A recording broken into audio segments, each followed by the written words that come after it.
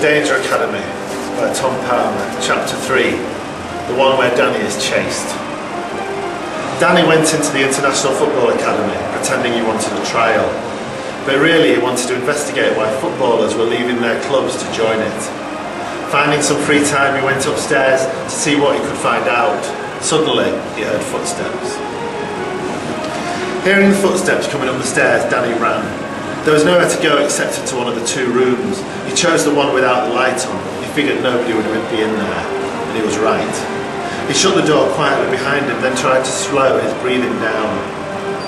Now he had to listen out, anticipate what might happen next. The next sounds were a click, a pause, and a bang, and he felt the wall he was leaning against shudder slightly. The door of the next room opening, someone going in and shutting it, no question, meaning no one was coming after him, not immediately anyway. He was safe. He could stop thinking about escaping and try and find out about what was going on. Voices from the next room interrupted Danny's thinking. He moved to the partition wall to hear better. And at first it was silent, but then, eventually, voices. "Can you hear me, Connor?" A man's voice. "Yes," a boy's voice, but strange, like he was half asleep. "He's under," the man's voice said. "Good," another man. Under, Danny asked himself. What did that mean? "Connor, I'm going to say something to you and I want you to repeat it back to me, okay? Okay. And what I'm going to tell you is the truth and you must accept it as the truth and not to think of anything else, okay? Okay," said Connor. "The academy is your family now. You will forget your parents and your life before today. We are your family. Do you understand, Connor?" Then Connor spoke. "The family is my academy now. My parents aren't my parents anymore. You are my family." Connor. Danny wondered if it was the same Connor that Jake had been talking about the day before, his teammate. Why were they talking to him like this? Why were they making him repeat things? And then it struck Danny. They were hypnotising him, brainwashing him, making him forget his parents. This was a result. Although terrible for the boy, it was evidence for Danny, proof this was not a normal academy.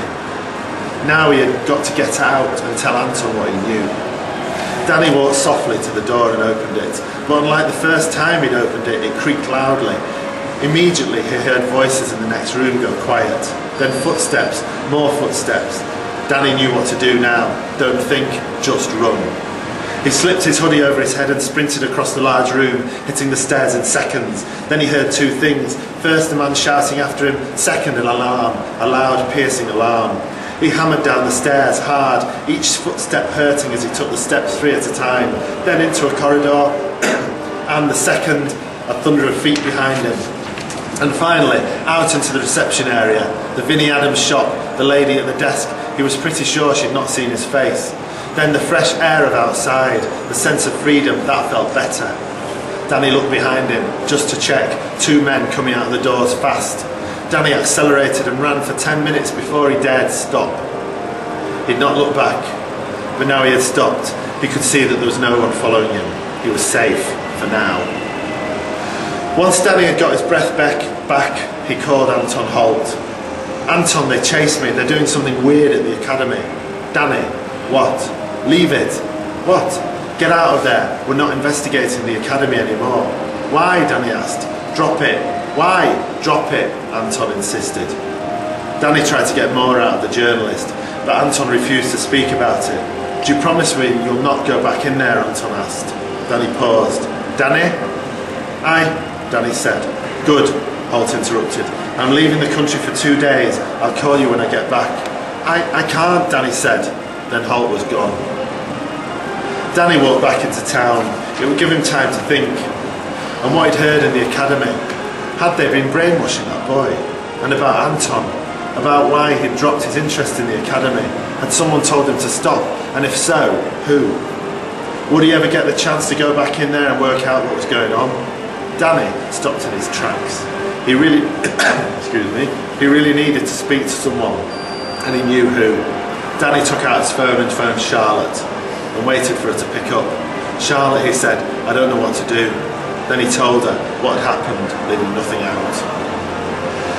By the time Danny reached town, it was decided he would go back into the academy. He would find out more about it regardless of what Anton had said, and Charlotte would come with him to make sure he was safe. Danny had taken on gunmen in Milan, private armies in Moscow. He'd been chased by a crazed football agent, but the next day was going to be the most dangerous day of his career as a football detective.